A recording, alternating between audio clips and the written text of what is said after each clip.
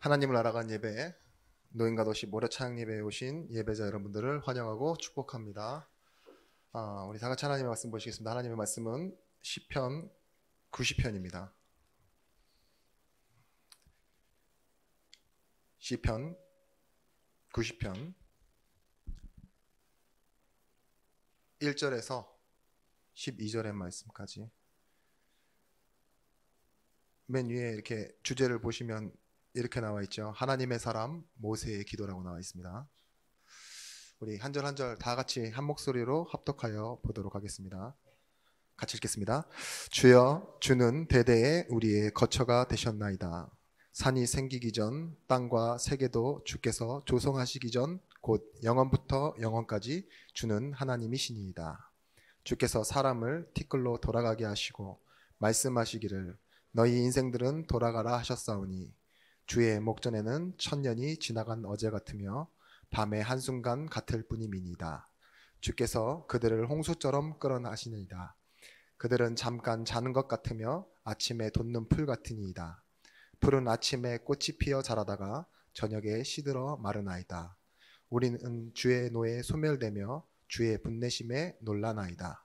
주께서 우리의 죄악을 주의 앞에 놓으시며 우리의 은밀한 죄를 주의 얼굴 빛 가운데 두셨사오니 우리의 모든 날이 주의 분노 중에 지나가며 우리의 평생이 순식간에 다하였나이다.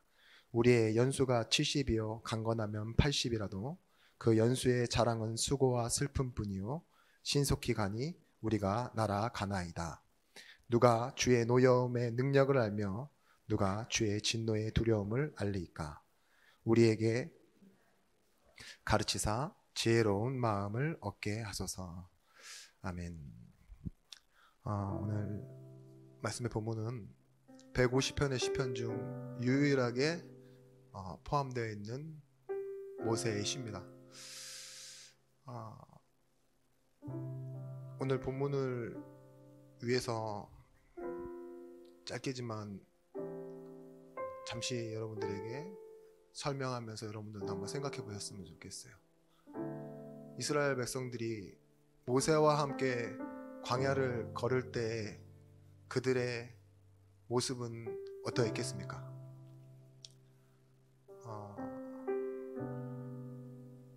물론 출애굽한 기쁨은 있었겠지요. 그리고 은혜를 주셔서 그 걷는 걸음이 참 순간순간 생각해보면 감사할 것입니다. 죽는다고 하는 곳에서 계속 살아가고 있으니까. 근데 한편으로는 그 시간이 짧은 게 아니고 40년이라는 세월인데 그 시간 동안 또 많은 일이 있었잖아요. 불신앙했다고 그 40일이 40년이 되고, 그죠? 거기서 태어난 후대들은 당연히 텐트에서 자고 깨고 당연히 하늘에서 내리는 만나를 먹고 그리고 죽어가는 1세대들의 장례식을 거의 쉼 없이 진행했겠죠. 옆을 봐도 앞집에도 뒷집에도 계속 되어지는 건 아마 장례식이었을 거라 저는 생각을 해요. 후대들은 아마 그럴 겁니다. 출애굽이라는 그 기적, 그 시작점은 조금씩 희미해져 가고 가나안이라는 그 종착점 아직 가보지 않았기 때문에 너무 막연하고 그렇지 않았을까요? 저는 지금 우리의 모습과도 비슷하다고 생각합니다. 우리가 어느 날 살아가다가 복음을 받았는데, 그죠? 하나님이 이 복음을 어떻게 교회에 주셨는지, 또한 전도와 선교라는 그 세계복음화 속으로 우리의 인생을 이끌어 가시는데 어떻게 이끌어 가실런지 좀 막연하지 않으십니까?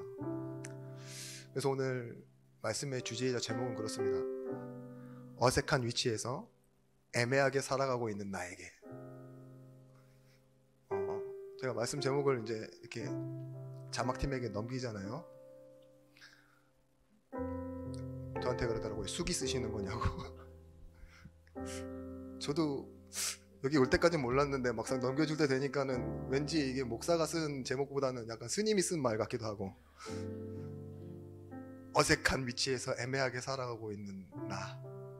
제가 지금 기분이 그렇습니다. 약간 오랜만에 서다 보니 어색하고 좀 애매하고, 정면에는 우리 아주 이쁜 그리고 굉장히 어린 랩런트가 딱 한가운데 제 눈앞에 딱 보여요. 조명은 너무 세고 딱 여기만 보여요. 여기만. 내 이 시야가 이렇게 좁아지는구나. 그런데 오늘 이 본문 읽어보시면서 어땠을까요? 어떠한 한 탄식같이 느껴지지 않습니까?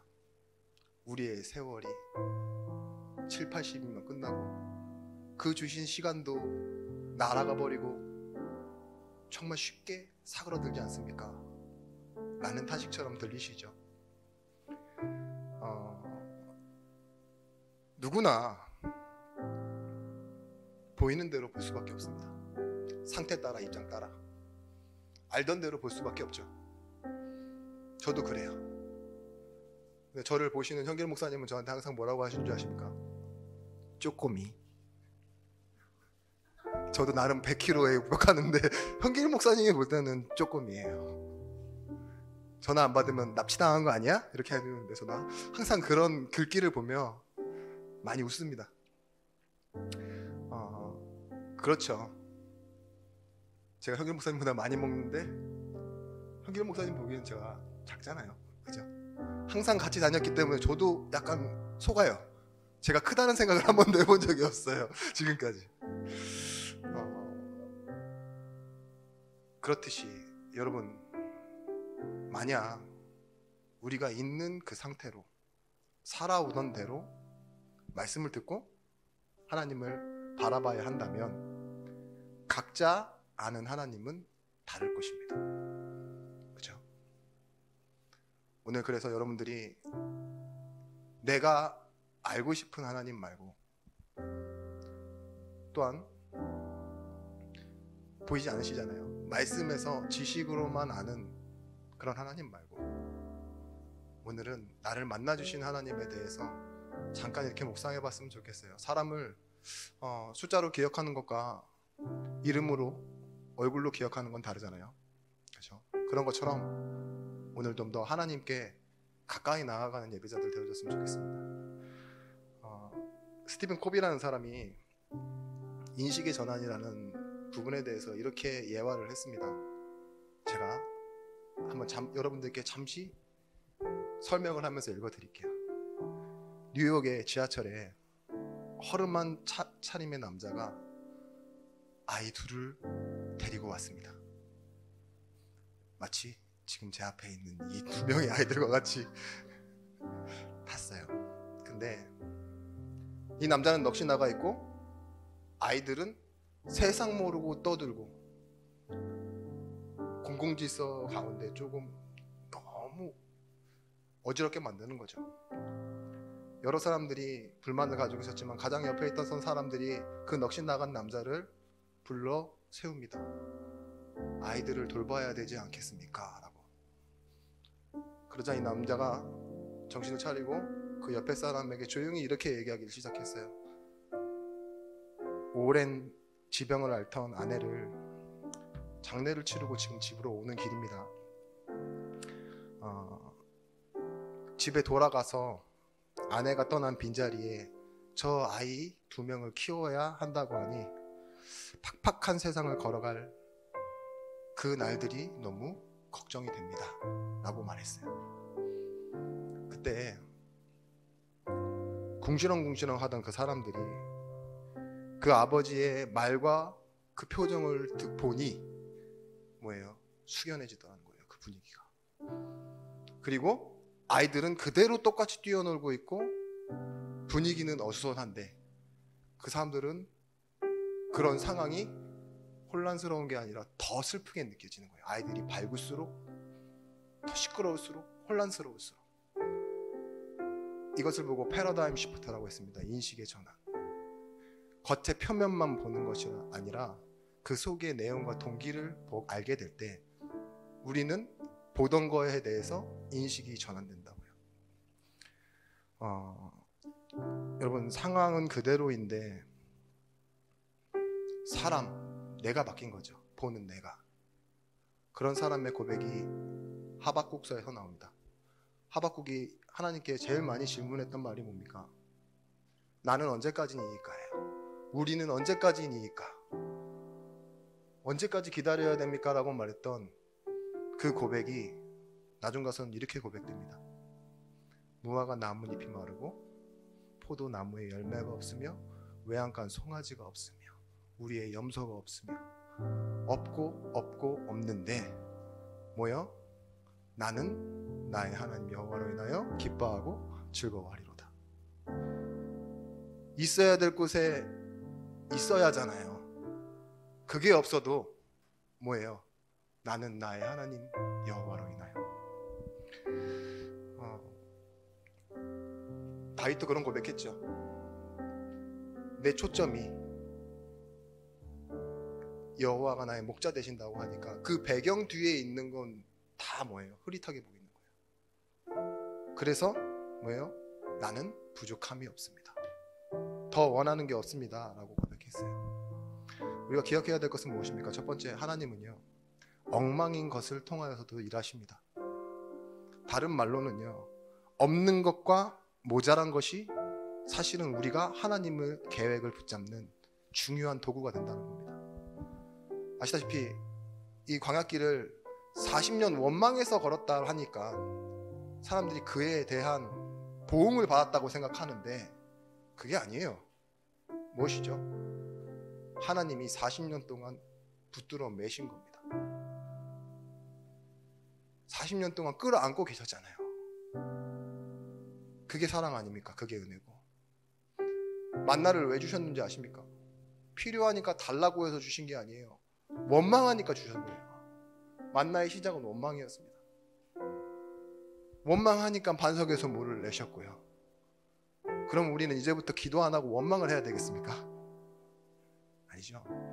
근데 그 원망하면서 주셨던, 그래서 시작하셨던 그 일을 하나님은 광야 생활이 끝나는 날까지 한 번도 끊으신 적이 없어요. 그걸 보고 하나님의 신실하심이라고 해요.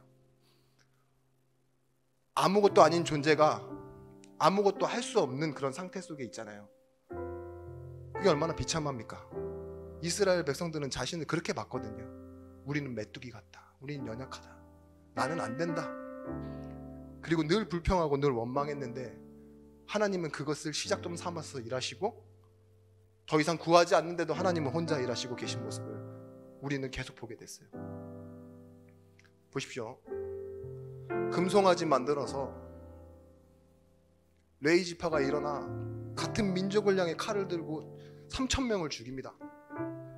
그게 출애굽기 32장이에요. 레위 자손이 모세의 말대로 행하며 이날 백성 중에서 3,000명 가량이 죽임을 당하니라. 그날에도 만나는 내렸습니다. 그 다음 날에도 만나는 내렸다고요. 불뱀에게 물려서 수천 명이 죽는 그날에도요 뭐예요? 만나는 내리고 있었어요. 불기둥과 구름기둥은 떠 있다니까요. 여기에 BGM이 좀 들어가야 되지 않겠습니까?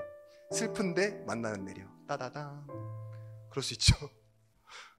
근데 하나님의 신실하심은요 그 이스라엘 백성들의 행동과 행위와 상관없이 하나님이 주셔야 될 것을 충분히 공급하시고 이끌어가고 계심을 보게 됩니다. 모세가 마지막엔 이렇게 고백합니다. 그러나 이제 그들의 죄를 사하시옵소서. 그렇지 아니하시오면 원하건대 주께서 기록하신 책에서 내 이름을 지워버려 주옵소서. 저는 이 부분이 참 마음에 담기더라고요. 자기 민족을 향해서 칼을 들고 죽이라고 명령했던 장본인이 용서해달라고 말하면서 결국은 가장 추구하는 가치는 뭡니까? 생명책에 쓰여져 있는 자기 이름. 지금 내가 가나안으로 들어가냐, 광야에서 어떤 업적을 남기느냐가 중요한 게 아니에요. 생명책에 쓰여진 이름, 영원한 것. 그것을 가지고 하나님께 협상하려고 하는 것 자체가 그만큼 가치 있다는 거 아닙니까? 자기가 생각할 때. 우리도 마찬가지입니다. 나그네 인생, 어색하고 애매한 위치에 있지만 왜 괜찮습니까? 지나갈 것이기 때문에. 우리가 바깥에 여행을 가거나 뭐 해외로 갔을 때 우리는 다시 돌아올 거잖아요. 그죠? 그래서 뭐가 없어요? 텍스 세금이 없잖아요. 듀티프리 의무가 없다고요. 우리가 세상이 말하는 그것을 다 가져야 할 의무가 없어요. 사실은 지나가면 되는 거라니까요.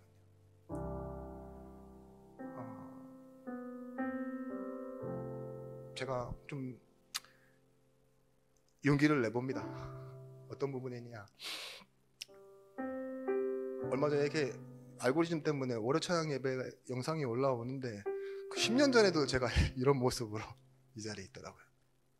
그때는 너무 많이 말씀을 전했어요. 사실은 몇 주씩 제가 혼자 하기도 하고 그렇게 부담스러웠던 그런 때가 있었는데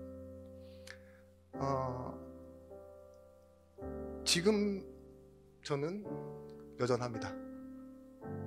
뭐가 여전하냐? 똑같아요. 그때랑 지금이랑 사역지도 똑같고 외모는 좀 늙어졌고 뭐 여러 가지로 많이 바뀌었는데, 근데 그 똑같고 여전하다는 말이 저한테는 굉장히 불안한 말이에요. 왜냐? 변하지 않았고 발전이 없다라는 말이랑 저는 연결이 되거든요. 그래서 굉장히 위축이 됩니다. 목회자가 10년 전이랑 지금이랑 똑같아. 결혼도 안 했어. 그 외에 뭐 여러 가지로 제가 이렇게 눈에 보이는 일들을 하는 게 아니잖아요. 모으는 것이나 누구를 만나는 것이나 새로운 길이 보이지 않는. 그래서 때로는 숨어야 했고 조금 비겁해야 됐어요. 그러다 보니 미안한 일들이 많이 생겨. 근데 저는 그게 저의 시간표라고 생각을 해요. 내려놓으면 되는 거고, 그죠? 그 가운데서도 하나님이 일하시면 보면 되지 않냐, 그런 마음을 가지고 살아가고 있습니다. 여러분은 어떠십니까? 여러분의 이런 약한 부분들을 인정하고 하나님의 흐름 속으로 들어가는 게 쉽습니까? 저는 매주 말씀하고 어떤 때는 뭐 매일 할 수도 있고, 그럼에도 제가 제 자신을 인정하고 하나님 앞에 엎드리기 굉장히 힘들어요. 근데 여러분은 어떠시냐고요?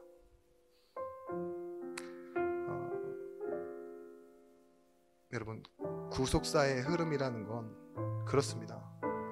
우리의 힘과 능력으로 나아가는 것이 아니라 하나님의 시간표 속으로 들어가는 거예요. 모세가 아주 어렸잖아요. 그죠? 태어나자마자 죽을 위기에 처했는데 몸이 작고 자기는 의지로 움직일 수조차 없어요. 그래서 탈 수 있는 게 뭐죠? 갈대 상자. 남이 뛰어서 떠내려 보내니까 가는. 아주 연약하지만 그게 뭐예요? 하나님의 시간표, 하나님의 계획을 이루는 시간표였습니다. 우리 응인과 도십에서는 계속 얘기하잖아요. 하나님의 손에 잡힌 것, 하나님의 손에 달린 것, 우리의 재능과 탁월함이 아니라 우리의 달란트는 뭐냐? 하나님의 손에 하나님과 함께라고. 모세가 지팡이를 하나 들고 나가잖아요. 80 노인이. 근데 네 손에 든 게 뭐냐 했을 때 지팡이입니다라고 얘기해요. 맞습니다. 지팡이 그거 잊어버리면 다시 만드는데 얼마 걸리지 않는 그런 도구를 가지고도 하나님은 일하세요.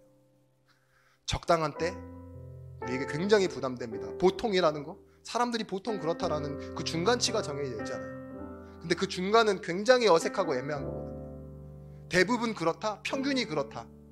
얼마나 여러분들 이 부분에 민감하십니까? 남들 다 하는데 나는 왜 안 될까? 이런 생각 안 드세요? 남들은 저만큼 이미 시작했는데 나는 왜 여기 있을까? 이런 고민하지 않으십니까? 하나님의 시간표를 아는 사람은요, 하나님의 말씀을 통해 다른 것을 보는 눈을 떠야 됩니다. 그걸 보고요, 뭐라고 하냐? 말씀으로 본다. 즉 하나님의 것을 보는 것, 다른 말로 영안, 이 눈을 뜨셔야 됩니다. 2절, 1절, 2절인데 2절부터 읽고 1절부터 읽어드리겠습니다. 산이 생기기 전 땅과 세계도 주께서 조성하시기 전 곧 영원부터 영원까지 주는 하나님이시니이다. 주여, 주는 대대에 우리의 거처가 되셨나이다. 하나님은 모세가 문제가 생겼을 때 뭘 바라보기 원하느냐? 이 땅이 생기기 전에 존재했던 하나님, 그죠?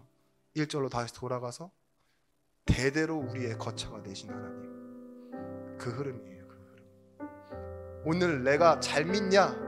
못 믿냐로 결정나는 것이 아니라 하나님은요, 나를 영세전에 창세전에 초대교회에 복음을 주실 때 나를 향한 계획이 그 안에 들어가 있었다니까요. 저 먼 나라 가게 하는데 저 사람을 불러오시는 그 계획에 나를 집어넣으셨다니까요. 이 흐름 속으로 들어가시라는 말입니다. 약해질 때, 당연히 약해질 때 약해지겠죠.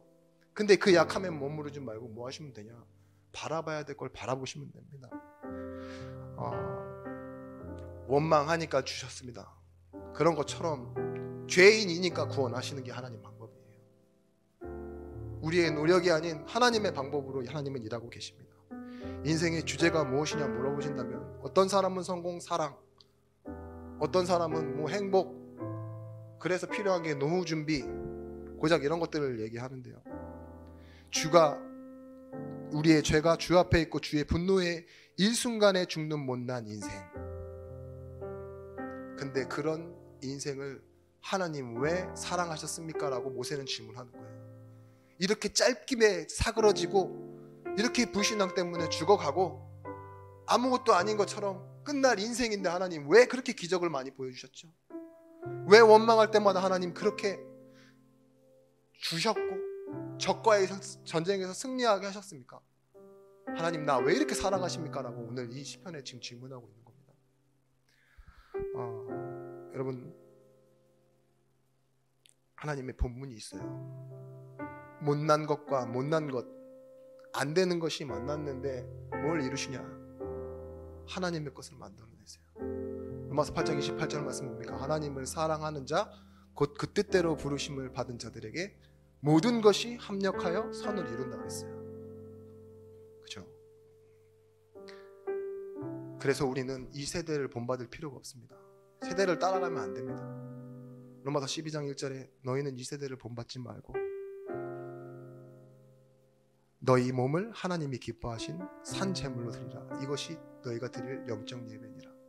이 말을 좀 풀어드리면요, 너희가 드릴 영적 예배니라, 이 말을 한국말로 합당한 리저너블 워십이라고 그래요. 당연한 예배를 드려라 이거예요. 세대를 본받고 따라가는 것이 아니라 하나님께 말씀을 듣고 하는 이 합당한 예배, 그리고 이것을 통하여 오직 각 사람에게 나누어 주신 믿음의 대로 지혜대로 생각할지라. 그 앞에 마땅히 생각할 그 이상을 품지 말고, 이 말은 뭡니까? 한계를 정해놓으라는 거예요. 내 인생에는 한계가 있어요. 안 되어지는 게 있다고요. 그러면 내 이 한계와 안 되는 것을 가지고 마땅한 예배를 하며 하나님이 원하시는 그 계획과 흐름 속으로 들어가는 것입니다. 구원은요, 구원받은 인생은요 회복되어지는 인생입니다. 결론이 이렇습니다.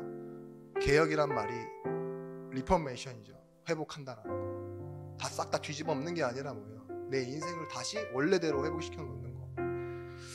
그런데 개혁주의란 말을 쓸 때 이런 말을 또 하더라고요. 오늘 하루를 더 살아서 담아내는 걸 보고 개혁주의라고 해요. 예를 들면 한 흑인이 자기의 민족이 겪어왔던 역사가 있잖아요. 차별, 선입견, 오랜 세월간 겪어왔던 그 수모들, 이런 것들이 다 DNA에 들어와 있어요. 근데 이 사람들이 살아가는 가운데 자신이 어느 한 날, 그래, 내가 오늘 좀 현명하게 이 사람들을 다 용서해내겠다 하고 그 사람들, 괴롭혔던 사람들, 그런 사람들이나 차별했던 사람들을 다 용서해내도 그 다음 날은 뭐예요? 또 그런 사람들을 만나게 돼 있어요. 그죠? 하루 잘 됐다고 해서, 하루 내가 용서했다고 해서 그 다음 날 상황이 바뀌는 건 아니라고요. 이해하시죠? 그렇습니다. 우리가 예수 믿는다고 해도요, 어느 날 내가 진짜 큰 은혜를 받았는데 같은 문제와, 또한 우리는 그대로인데 세상은 계속 빠르게 발전하잖아요. 다 나를 위해 살고 나만 위해 사는데 자신이 누군지도 모르잖아요, 사실. 근데 우리는 뭡니까? 내 한계.